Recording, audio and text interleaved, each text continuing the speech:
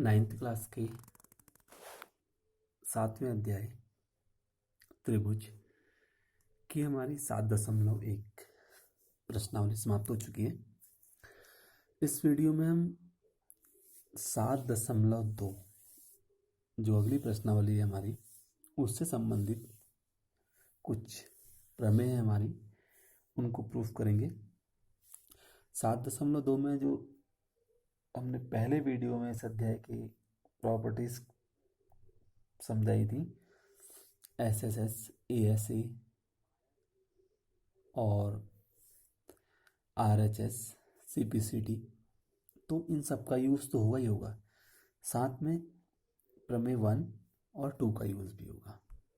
तो समझ लेते हैं प्रमेयों को दोनों को और इनका प्रूफ कैसे किया है हमने। हमसे कह रहे हैं सिद्ध कीजिए एक त्रिभुज की बराबर भुजाओं के सम्मुख कोण बराबर होते हैं।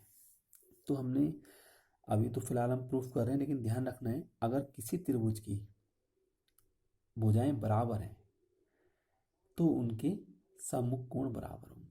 यानी कि दो भुजाएं बराबर हैं तो उनकी आमने सामने के दो कोण बराबर होंगे। अगर सभी भुजाएं बराबर हैं तो सारे कोण भी बराबर होंगे, और इसका उल्टा भी सत्य होगा।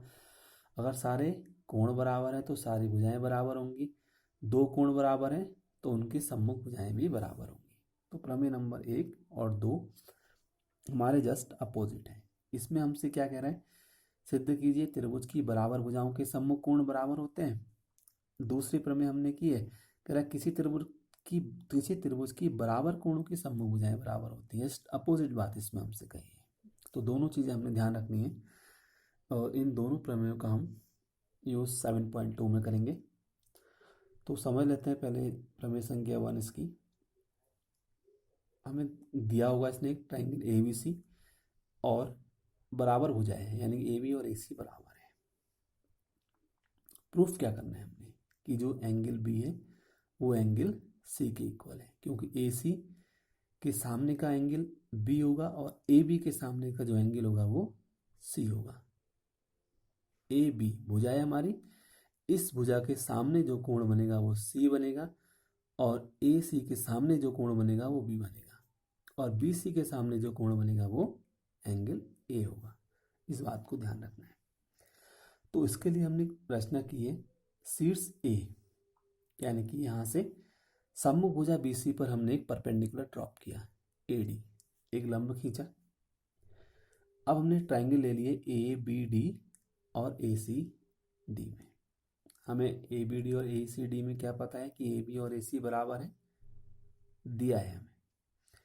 एंगल BAD और एंगल CAD बराबर है।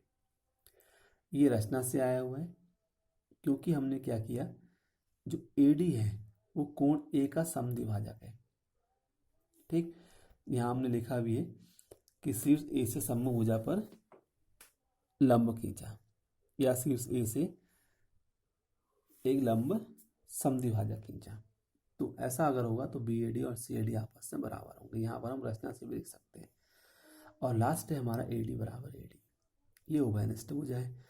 तब सर्वांग समता की SAS नियम से दोनों त्रिभुज हमारे सर्वांगसम सिद्ध हो जाएंगे, और त्रिभुज सर्वांगसम होंगे तो इसका मतलब उनके सम्मुख कोण आपस में बराबर होंगे। कौन कौन से? जैसे अगर हमने मान लो ये सर्वांगसमता का चिन्ह है, ये सर्वांगसम आ गए। अब CPCT से हम जानते हैं कि अगर कोई दो त्रिभुज सर्वांगसम होते हैं तो उनके सभी संगत भाग आपस में बराबर होते हैं। तो ये चूंकि अगर ऐसा है तो ऐसा होगा, किससे? CPCT से, यानी कि ABD की वैल्यू ACD के इक्वल होगी। तो ये हमारा प्रूफ आ गया। अगर किसी त्रिभुज की भुजाएं बराबर हैं तो उनके सम्मुख कोण आपस में बराबर होते हैं। दूसरी हमारी जैसे इसके अपोजिट है, कह रहा है सिद्ध कीजिए बराबर कोणों की सम्मुख भुजाएं बराबर होती हैं। जैसे मान लो एंगल B के सामने का जो साइड है वो AC है, और एंगल C के जो सामने की साइड है वो AB है। तो इसमें हमें दिया हुआ है एंगल बी की वैल्यू सी की इक्वल है, इसमें दिया था साइड इक्वल है, इसमें प्रूफ हमने बी इक्वल सी करना था, इसमें हमने A B equal C proof करना है, A B equal A C proof करना है। इसके लिए भी हमने वही रचना की है, त्रिभुज ए बी सी का लंब समद्विभाजक खींचा। तो ए बी डी बराबर है ए सी डी के, और बी डी की जो वैल्यू है वो सी डी की इक्वल है, क्योंकि लंब भी है और समद्विभाजक भी है। रचना से लिख दिया। और ए डी बी और ए डी सी आपस में बराबर है, क्योंकि लंब भी है, यानी कि ए डी बी 90 होगा और ए डी सी 90, लंब समद्विभाजक, तो बी डी और डी सी बराबर। ये रचना से आया और ये भी रचना से आया हुआ है, प्रत्येक 90 डिग्री है, यानी कि सर्वांग समता का इसमें ए एस ए नियम लग जाएगा। त्रिभुज सर्वांग सम है, अगर त्रिभुज सर्वांग सम है तो इसका मतलब उन त्रिभुजों के संगत भाग भी आपस में बराबर होंगे। सी पी सी टी इसको हम शॉर्ट में बोलते हैं, तो A B equal A C proof हो जाएगा। और ऐसे ही प्रमेय नंबर 3 है हमारी, जिसको हम लास्ट हमारा जो प्रश्नावली है 7.4, कुल इसमें जो प्रश्नावलियाँ हैं वो 4 प्रश्नावलियाँ हैं, 1, 2, 3 और 4। 1 कंप्लीट हो चुकी है, 2 की दोनों प्रमेय है, 3 में कोई नई प्रमेय खास है नहीं, 4 में इस प्रमेय को हम प्रूफ करेंगे कि यदि किसी त्रिभुज की 2 भुजाएं असमान है तो लंबी भुजा के सामने, यानी कि लंबी भुजा का सम्मुख कोण बड़ा होता है। तो ये जो हमारा निष्कर्ष है, ये इन्हीं दोनों का निष्कर्ष है। कह रहे हैं यानी कि 2 भुजाएं समान है, तीसरी भुजा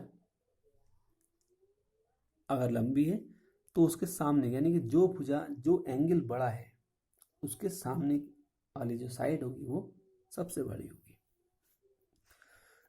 तो इसको हमने ध्यान रखना है। इसको हम प्रूफ करेंगे चौथी प्रमेय को।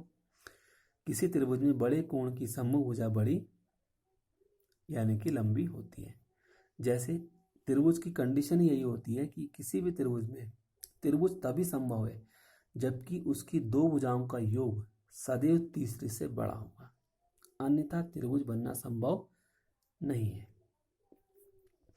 या तो ये होगा A B plus B C greater than C A, या B C plus A C greater than A B, या फिर इन तीनों में से कोई ना कोई एक कंडीशन होगी।